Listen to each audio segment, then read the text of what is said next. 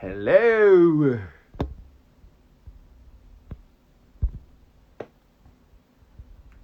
We're going live. Hi, Ryan.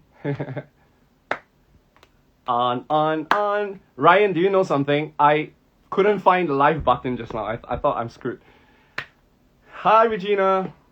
When you love someone, you open up your heart. When you love someone, you make room.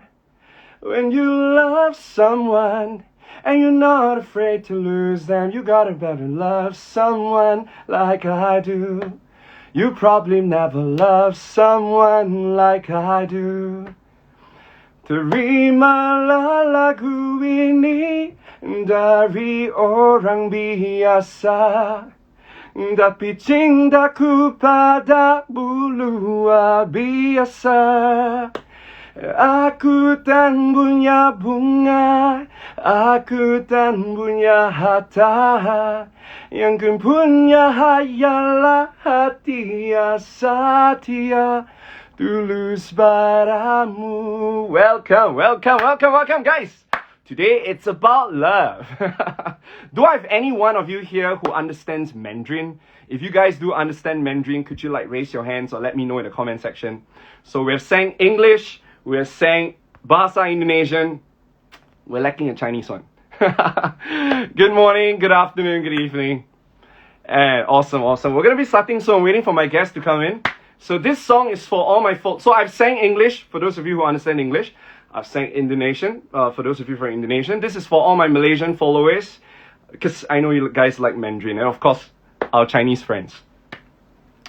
因为我不知道下一辈子还是否能遇见你，所以我今生才会那么努力，把最好的给你，爱你都变成伤害你。我们的爱太要仔细，不是故意，只是太爱你。 That's for my Malaysian friends. Alright, Hokkien song I don't know how to sing lah. I only know 我们听. That means I ask heaven, right? Cantopop. Cantonese, right? You mean? Cantopop is Cantonese, right? 站在太陽前，細心看看我的路。 That's all I know. I'm sorry. I gotta buck up my Cantonese. Anyway, guys, just want to welcome every single one of you here today on episode 21. You guys are very demanding. Okay, I'm gonna work on my Indian. I'm gonna work on my Cantonese, my Hindi, and my Tamil, my Tagalog. All right, any other? Vietnamese, Thai. All right, I'm gonna work on it, okay? I'm gonna work on it. I mean, after all, it's Eric Goes Global, right? So Eric should sing global too. So, give me a chance, all right, next time. Anyway, the reason why I wanted to do this as an opening is because today is a little bit different. Today's topic is not about social media. Today is not about sales. It's about love. And I think it's extremely important why we talk about love, because we all know this. Human beings are extremely biased. You know, people buy people first. Would you agree? Like, if I like you, I'll be a lot more open to your influence. So I always realize that, you know, the dating coaches, when they give you guys a lot of love advice, it's actually very applicable to sales and social media. So I thought, what would be really cool today is to invite a dating coach. She's based in Manila and United States. Her name is Vanessa. And we're going to get her to share with you a little bit about love. How do you get people to fall in love with you according to science? So it's not just any old how kind of strategy, but it's according to science, all right? According to human psychology. So I'm very excited to bring her on board. And again, should you guys have any questions, which I suppose you will, there is a question box below, like a question mark. You can just drop your questions. We will take some time to answer your questions, okay? Another thing that I would love you guys to do, if you are excited about today's episode on love, could you please do me a really big favor? Could you help me hit the aeroplane button or the share button and help me tell all your friends about it? Today it's all about helping you to unlock your personal charisma, help you to get people to fall in love with you so that they are open to your influence. This is going to be very important when you're building your social media profile. It's going to be very important if you're finding love. It's also going to be very important if you are, you want your customers to be your biggest fans. Hi, Lei. Hello, everyone. All right. So without further ado, let me invite Vanessa online. Here's another tip for those of you who just joined us. In this episode, we're going to do something really fun. Whenever my guest Vanessa says something really interesting, right? What I would love you guys to do is just help me hit the heart button so that me and Vanessa knows that this is a point that resonates with all of you, so that we can actually go deeper into the point, or we can kind of answer more questions. All right. Hi Harvey. Hi Kevin. Hi Social Psychic. Hi Joe. All right. Hi Linda. Okay. So without further ado, I'm gonna get her on board. Her name is Vanessa. She's awesome, by the way. She's awesome. All right. So today's episode is about love. And we just crossed our 100. Yay! And so we're going to get her on board right now. Vanessa! Hello! Hello! Hi, good evening, Eric. Good evening, everyone. Good morning for those who are somewhere else in the world. Thank you for having me here. Oh, it's my pleasure. It's my pleasure. I've been wanting to have a conversation with you about, dating, about getting people to fall in love with you, because I think it has a lot to do with sales. So Vanessa, let's dive straight into the topic. How did you end up becoming a dating coach? Okay. All right. I'd love to tell you guys about this story. But first, let me introduce myself. I am Vanessa Antonio. I'm a US certified matchmaker, and I'm also a science-based dating coach for Singles Events Manila.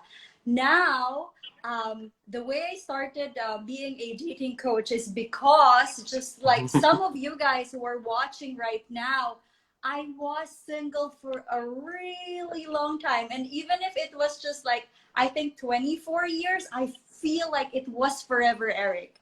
Wait. You were single for 24 years? Yeah, I was 24 years old when I had my first boyfriend. I think the guys in your country are all blind. That's why you are single for 24 years. If you come to Singapore, the guys will be queuing up like how we queue our bar Tommy, you know what I mean? I'm not saying that your bar Tommy. Our bar Tommy is very, very famous in Singapore. I'm not saying that you're noodles, but I'm saying you will be very, very popular here in Singapore. How many of you feel that she's going to be very popular in your country as well? Could you let us know in the comment section? Right?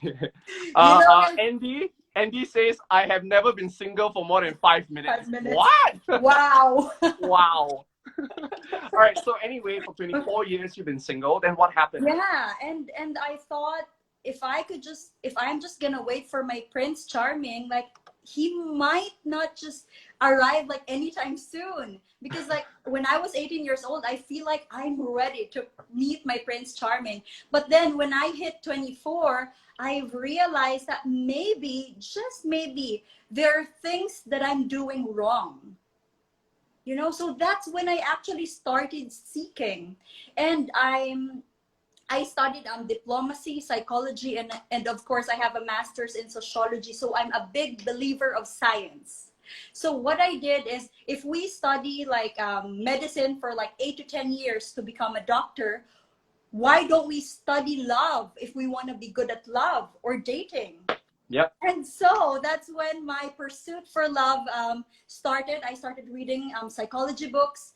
I read all those books that you've heard, like Think Like a Man, Act Like a Lady by Steve Harvey, like Why Men Love Bitches, and so other, like Men Are From Mars, Women Are From. So all those books, I've gone through it. And I've realized that when you actually listen to people who study people, those are the psychologists, sociologists, anthropologists, they could actually give you really good perspective on how the human brain works.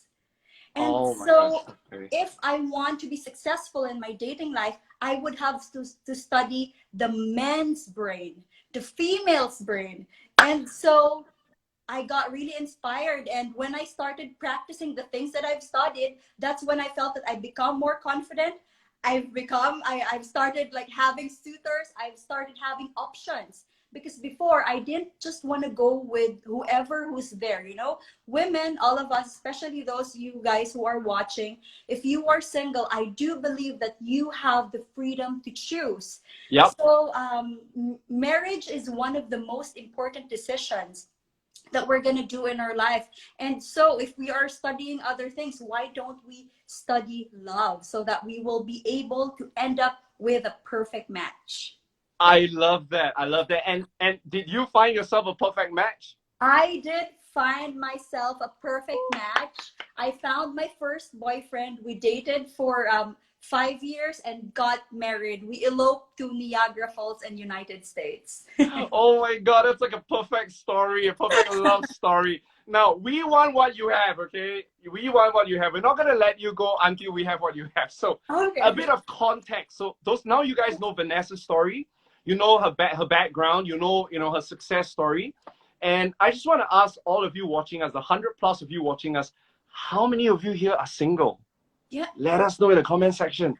We could do some dating matching right now, guys. I mean, the people are all around the world. We have people from Singapore, Malaysia, Hong Kong, Indonesia, Philippines, US. We're gonna match you up, man. So let us know if you're single. Just put down there, I'm single. And then everyone, you can start scrolling up and down, just take a look at, who are the people. Joel So says, I'm single, Eric. Okay, got it. We single you out. Evan says, I'm single. DJ says, I'm single. Admin says, I'm single. Oh my God, we have a lot of guys that are single. Where are the single girls? Oh, the single ladies. Oh, the single ladies. Oh, the single ladies. Oh, the single ladies. Come on, single ladies. All right, you cannot be married and single at the same time, dude. Okay, the girls are speaking up. So the girls are speaking up. We have a lot of single girls as well. XE_Rods. We have Andre. Russell says, find me a match. He's from Philippines. Perfect. He Eric. is so eligible, by the way. He is like so eligible. Okay, Regina, Yumi says that as well. Okay, so today I've invited Vanessa to share with you 3 ways that you can get people to fall in love with you, and it's all based in science. All right, so she's going to share with you the strategy, and she's going to tell you about the science behind it. So even for those of you who are not single, I like you to still watch us, because you can apply that to your customers. You can get your husband and wife to fall back in love with you. How about that, right? Yeah. Why do we say that love is only a static event? Why can't it be a continuous event, right? So let's do that. Tip number 1, Vanessa, all yours. Okay, tip number 1. So for those singles who are watching, let me just tell you very briefly that I'm from Singles Events Manila, especially if you guys are single. Our staff from Singles Events Manila are watching, so comment there, because our staff are watching. They might just message you for past possible matches. All right. All right, Eric, so actually I could give like literally 100 science-based tips, but tonight I have selected the top 3 most effective dating techniques that actually our audience from Singapore, from Philippines, Indonesia, and other parts of the world will be able to use, no matter what your current relationship status is. So very quickly, according to Raj Persod, he's actually a sociologist. He said that relationships go through 3 phases. So that would be attracting attention, getting interest, and maintenance. So whatever relationship status you're in, you're gonna get through these things. So if you're single, if you're taken, you still have to work on picking your partner's interest, and of course maintaining attention. So having said this one, let me give you tip number 1. I'm taking notes because I'm single too. Yes, awesome. Let's help me, Vanessa, so that we remember these things, because again, no matter what your relationship status is, you will be able to use this one. So tip number 1, it's very important to associate yourself with these things. Listen carefully. Food, fun, and the finer things in life. Again, associate yourself with food, fun, and the finer things in life. You might ask why. Now, when I coach singles with Singles Events Manila, I don't just teach them the tips. I teach them why it is effective. What is the science behind it? So now, let me tell you the reason behind me telling you guys you have to associate yourself with food, fun, and the finer things in life. Because according to psychologist Ivan Pavlov, so he's a Russian psychologist, very good psychologist, people, you can actually condition people to, you know, bring like good things in your life. For example, let's give us very specific example. If you go and court someone, when you always bring like flowers, chocolate, food, and you do that repeatedly, their mind will be subconsciously conditioned that you will always be related with food and the good stuff. Okay, so let me give you like the premise. So Ivan Pavlov did a dog study, Eric. It is a dog study, but we do believe that this is also very applicable to people. So when he did a dog study, what he did was he rang a bell and then he checked the dogs. They were not salivating. Okay, so he got food and he saw the dog, they were salivating, and he keeps on doing that. He see whenever he rings the bell, there is no response. Whenever he brings food, there is a response from the dog. So one great realization that he did, there you go, that dog. So one great realization that he did is when he started mixing the bell and the food. So whenever he rings the bell, he feed the dogs. And he does this for like a lot of times. Ring the bell, feed the dog. Until one day, he just rang the bell without the food. And the dog still continues to salivate. What is the explanation behind that? The dog was able to relate food with the bell, even if the food wasn't there. So if we understand that conditioning effect to dogs and also to humans, if we keep bringing things that, you know, brings pleasure to other people's life, and you do it consistently, bring food, because food is a very basic necessity. And food, does food makes you happy, Eric?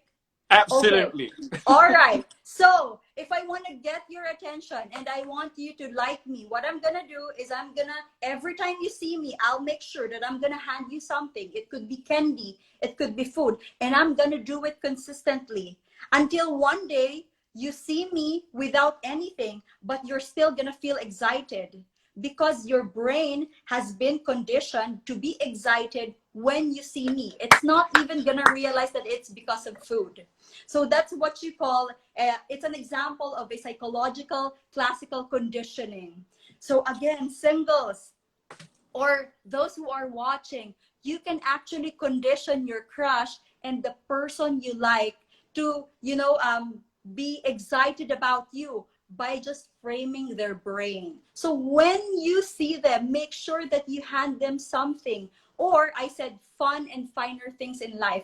Yeah. Because if your personality is fun and jolly and positive, even if you're from a distance, when they see you, their brain's gonna say, oh, this looks like a good time. And so they're gonna be attracted, or they're gonna be very drawn to you. So again, associate yourself with food, fun, and the finer things in life, and do it consistently.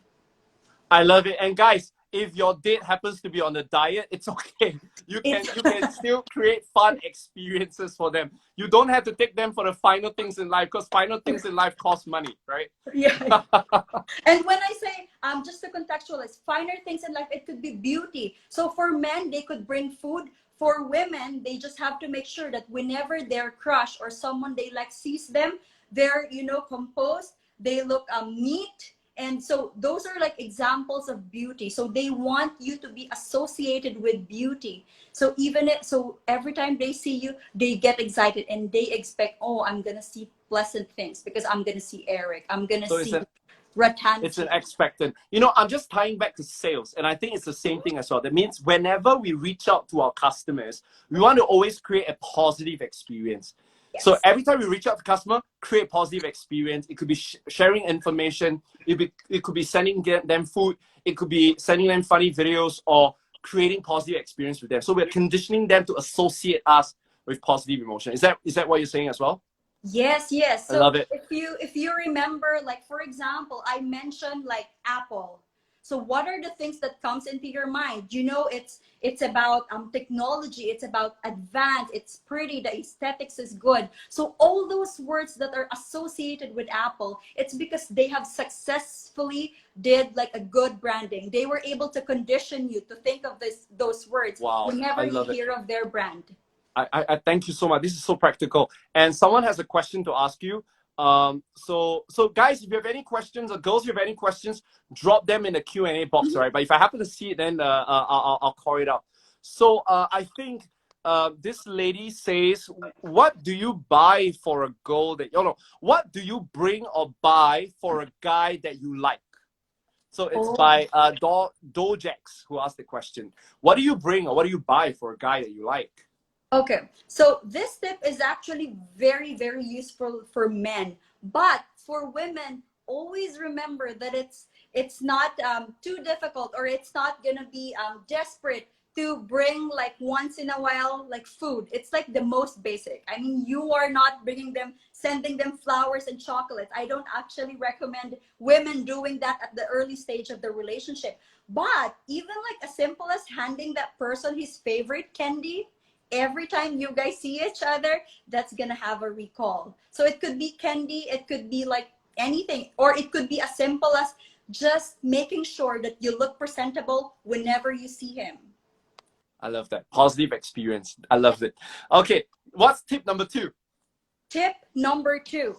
So I just wanted to share that, of course, especially me also when I was single, and for those who are watching, I had this fear of actually asking for favor from the people I like, because I'm scared that they're gonna consider me as a burden and they're not gonna like me. But singles who are watching, everyone who was watching, I wanted to encourage you that if you want to make someone fall in love with you, do not be scared to ask them for favors. Yes, you've heard that right. You have to ask them for favors. You have to ask them to do something for you. But that something has to be very easy to do. So why am I saying this? I hope that you guys have heard about what do you, They're Eric? making fun of me. They're saying Eric Yeah. is exceptionally attentive today. Yes. Hey, I've always been a good student, right? What are you guys talking about? So I love that Eric is taking down notes. All right. So tip number 2 is actually the psychology of asking for favors. So Eric, if I do you a favor, what's going to happen is my brain is going to justify my actions, telling myself that, oh, maybe I like Eric. That's why I'm helping him. Wow. So when you have a crush, when you have someone you like, you could simply just ask him, hey, do you mind handing that cup of water? Hey, do you mind lending me your book? Hey, do you mind sharing or liking this for me? Ask them anything. Just ask him to do something for you.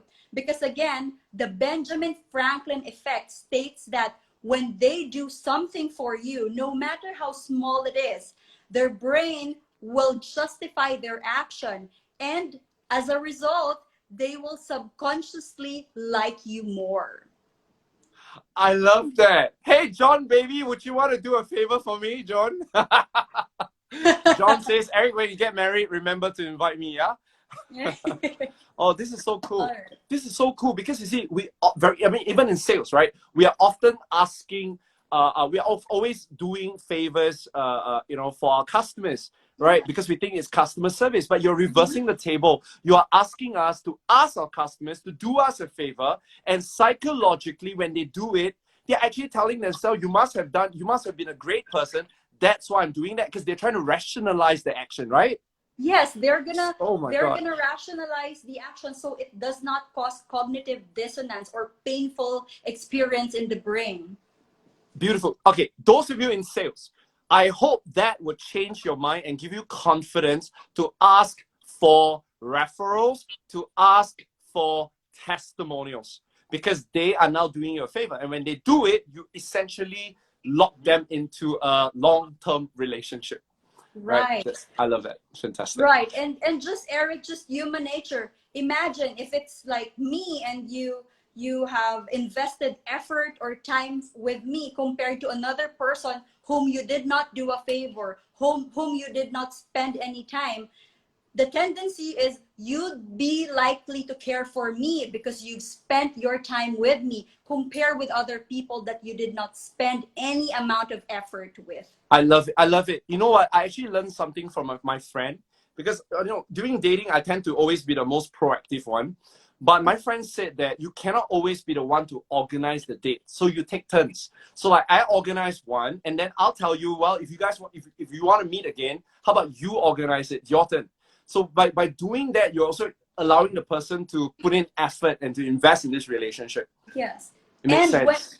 And when they do, your value increases to them because they believe that, oh, this person must be special. That's why I'm spending time with this person. That's why I'm spending my effort. So it's all about the brain justifying your action. Most of the time, we always think that the brain dictates our actions, but sometimes our actions actually dictates the brain too. Beautiful. We have questions coming in. This is a question from Joelle. Do you have any tips for us for long distance relationship?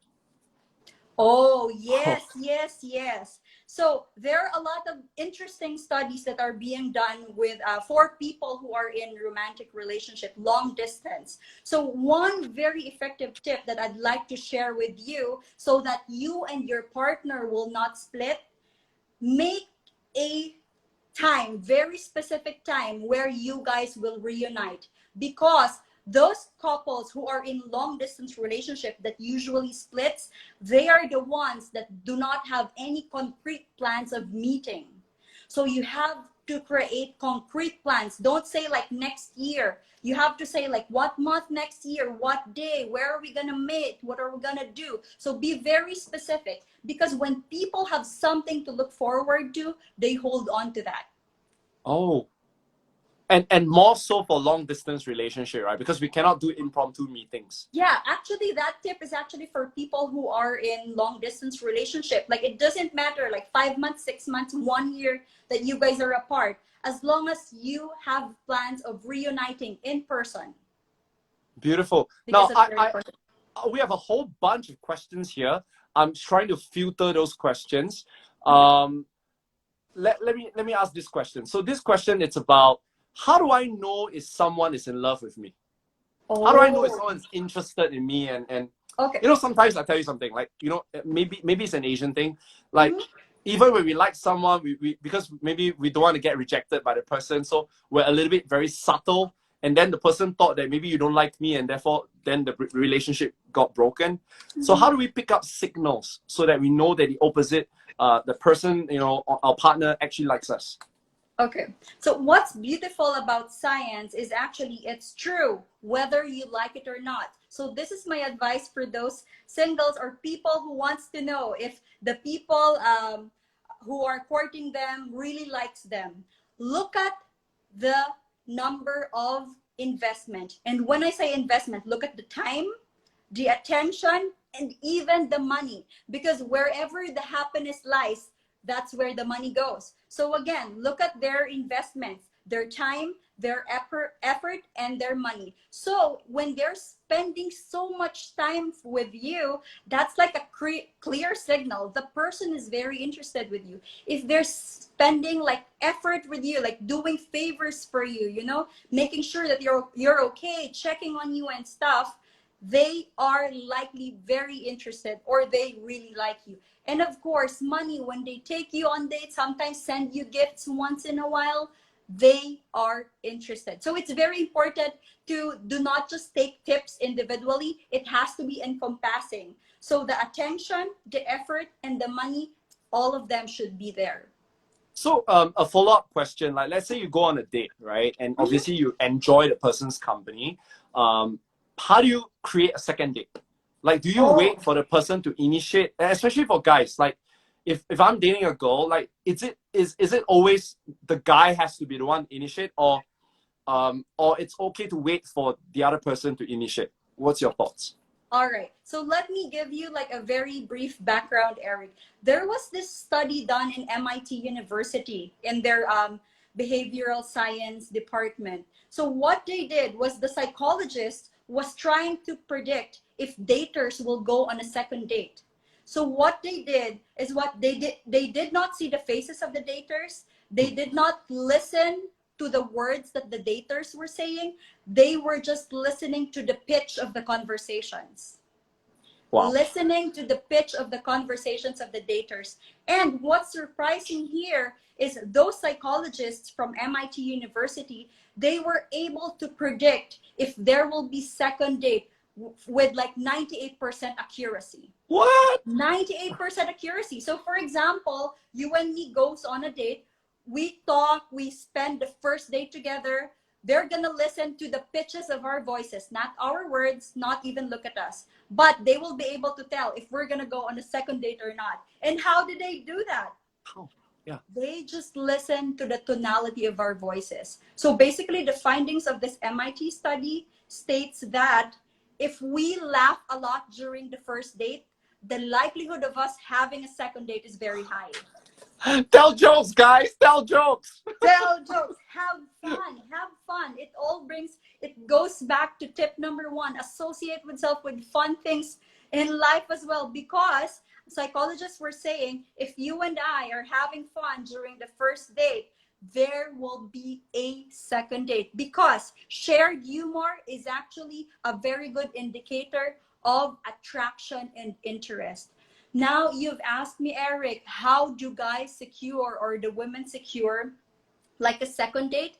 During the first date, find something that your partner or your crush is interested with. For example, Eric, even if I'm a girl and then you tell me like, oh, actually, Disclosure is gonna have I'm sorry, do you know Disclosure, Eric? No, what's that? The band. Okay, let's have Sorry. say Bon Jovi. Do you know Bon Jovi? Yeah, Bon Jovi, yeah. So for example, you tell me like, oh, you know what, Vanessa, like Bon Jovi's playing next week here in Manila. So even if I'm a girl, what I'm gonna say is I'm gonna put a suggestion. I'm gonna say, oh, really? Actually, I really, really like Bon Jovi too. I wonder how it's gonna be. I think it's gonna be fun. So you suggested something, I agreed to it. The likelihood of us deciding to go to Bon Jovi together would be higher if compared to if I'm not gonna say, or I'm not gonna agree on anything. So again, for women, you could suggest. For men, just be very direct. Hey, I have tickets to Bon Jovi. Do you want to come with me?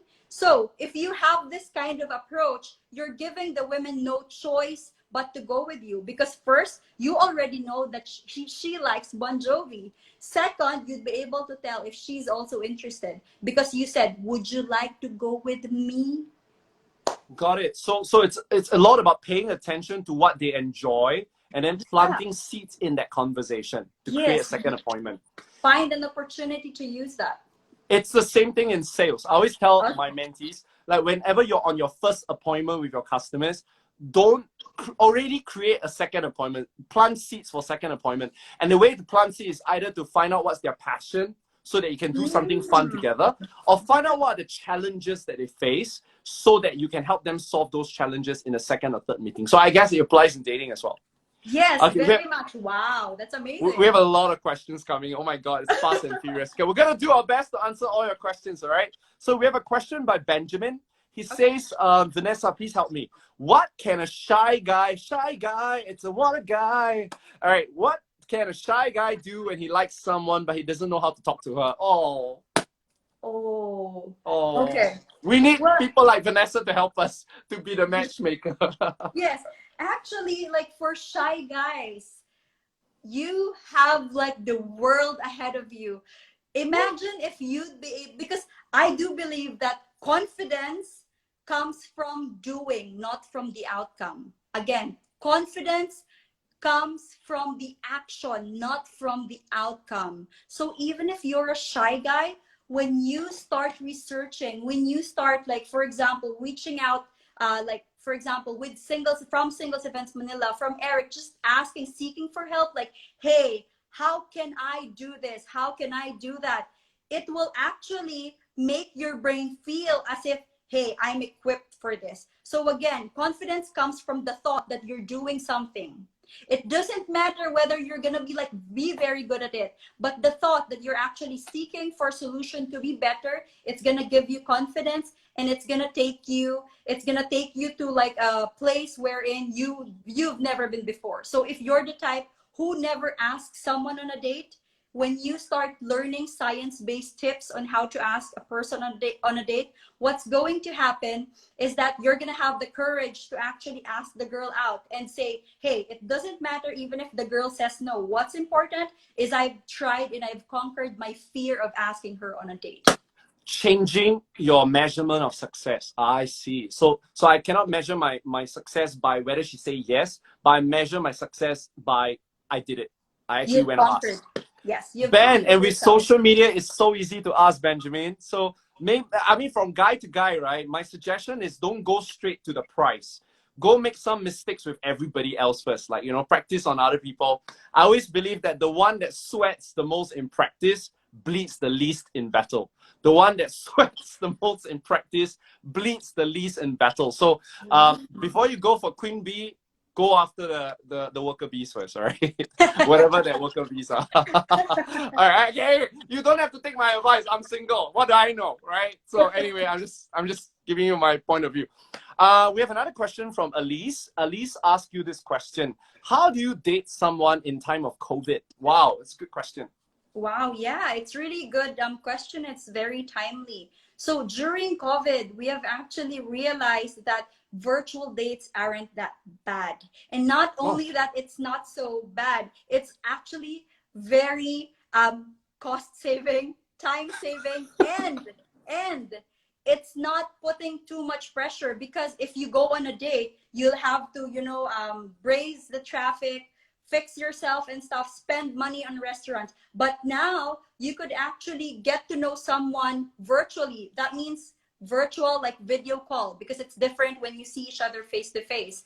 And then during the virtual call, you'd be able to decide if it's worth meeting the person in person.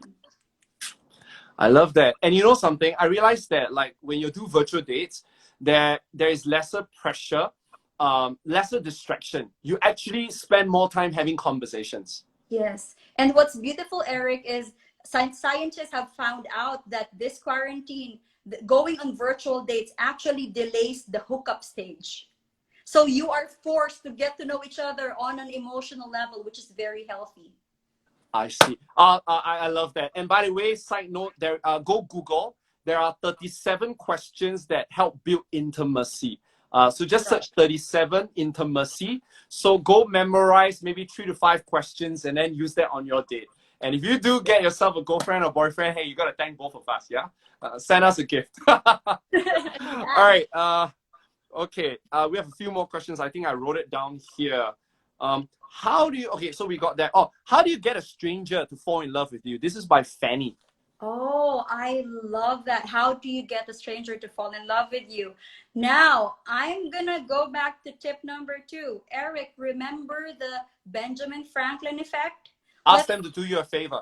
Yeah, so what we're gonna do is I'm gonna like demonstrate an example. For example, we are in a bar and we are in line getting drinks, and Eric was there, and I saw Eric and I was like, oh no, what a very handsome guy, I want to get to know him without being desperate. So again, if you want to get to know someone without being desperate, this is what you do.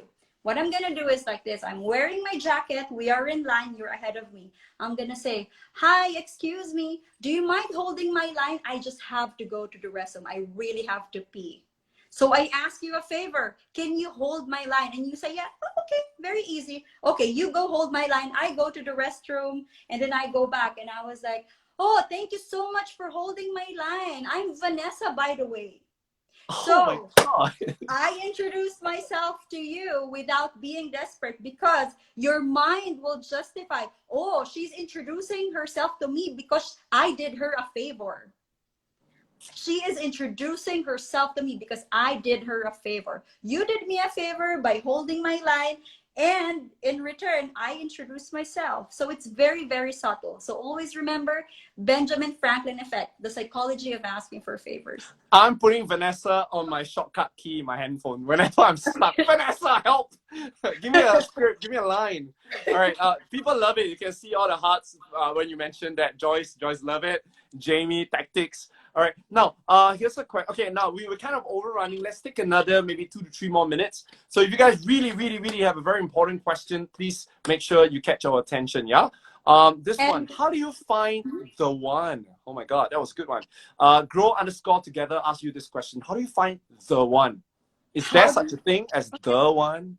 Yeah, actually, like I could actually give you like 100 of tips on how to find the one, but this is the most important and I believe very basic, but very powerful. You actually have to go out there. There's no other way.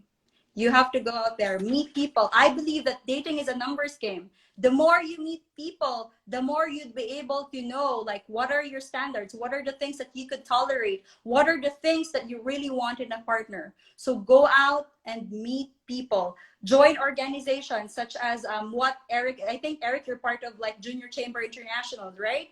So organizations like that, or join like Singles Events Manila. We have like social club for singles. So anything that would bring you closer to singles and people who are actually looking for love too. And Eric, by the way, do you mind if I share very quickly tip number three, which is something that I really like? Please. Okay. For singles, if you want someone to fall in love with you, you have to master the look of love. The look of love. What is the look of love, Coach Vanessa? So I just wanted to share with you a little bit about this Harvard psychologist. His name is Zick Rubin, and he studied couples, and they've found out that couples who are in love with each other look at each other 75% of the time. 75% of the time. And so if there's someone that you like, you could actually trick their brain to believing that they're in love with you. By how?